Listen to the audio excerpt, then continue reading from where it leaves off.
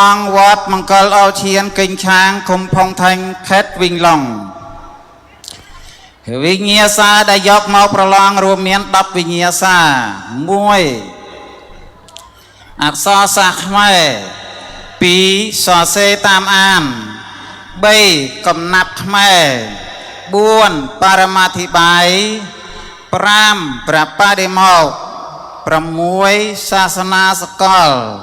7មង្គលដ្ឋតិបនី8សម្ព័ន្ធ9អង្គលេសនិង10គណិតវិទ្យាពិន្ទុរួម100ពិន្ទុ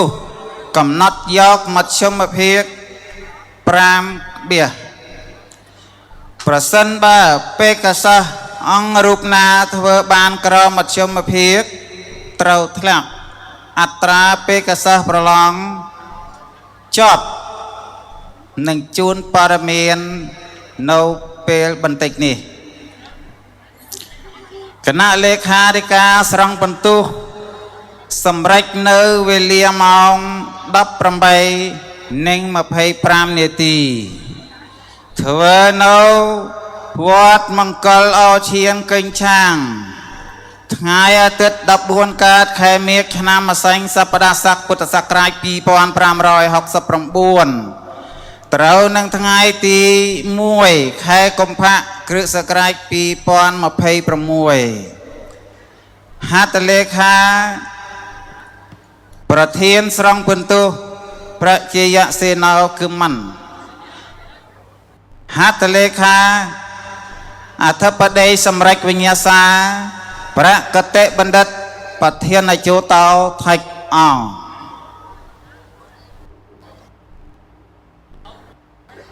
តារាងប្រកាសលទ្ធផលឈានចូលមកដល់សូមអបអរសាទរ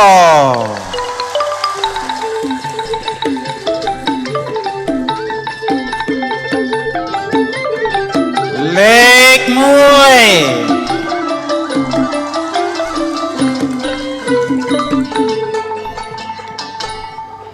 អត្តលេខត105បេខតបៈសីឡោគឹមយ៉ាងកងនៅវត្តរំដួលសិក្សានៅវត្តភ្នោដូងបន្ទូរួម87:25ចប់លេខ1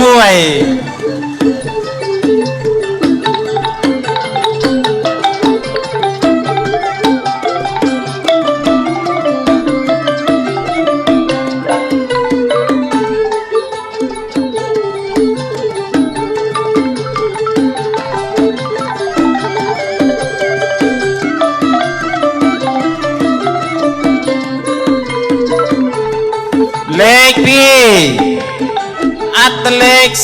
065បេខោអង្គសភណោគឹមវាងយីកងនវត្តកោះតំឡប់សិក្សានវត្តកិញឆាងបន្ទូរួម86:25ចប់លេខ2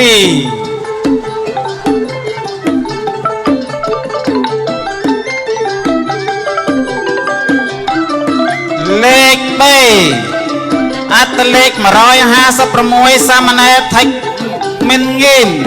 កងនវត្តបាយយ៉ាមសិក្សានវត្តចុងមីសថ្មីបន្ទូរួម85:75ចប់លេខ3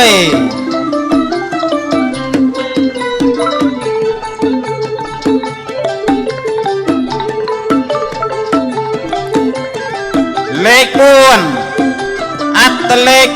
012បេខោចន្ទអសរផណោថៃក្លីណាកងនវត្តមេរមចាស់សិក្សានៅវត្តកំប៉ុងបន្ទូរួម78ចប់លេខ4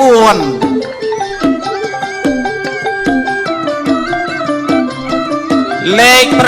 5អត្តលេខ057បេខោសូរបញ្ញោថៃសាកងនវត្តខ្នាច់ទទឹងសិក្សានៅវត្តកំប៉ុងបន្ទូរួម77ទៅចប់លេខ5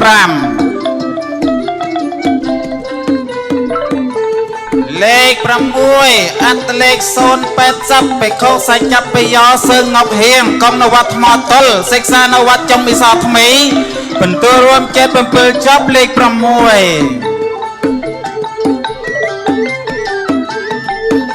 លេខ7អត្តលេខ002បេខោជាតចតោគឹមច័ន្ទមនីកងនវត្តកោះស្លាសិក្សានវត្តកិញឆាងបន្ទូរួម75កន្លះចប់លេខ7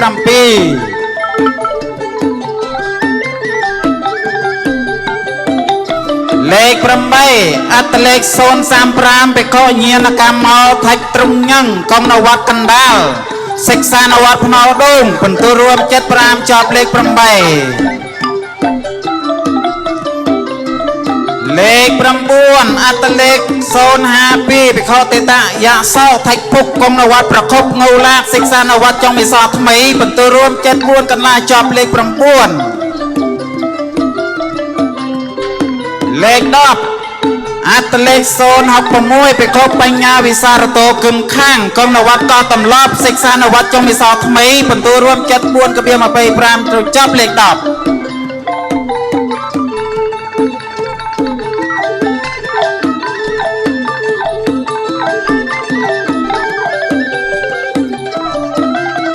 ណាសូមខាងដើមសូមគ្រប់អរតនានិមន្តអង្គលេខ1មកថ្វាយបង្គំប្រមេគុណទទួលសញ្ញាបត្រជានិមិត្តរូបខាងដើមហើយក្រោយពីនោះនៅ9លេខសូមគ្រប់អរតនានិមន្តប្រវជា ប្រកតិបណ្ឌិតប្រធានសមាគមប្រសង់សាមគ្គីស្នេហ៍ជាតិខេត្តវិញឡុងប្រធានសញ្ញា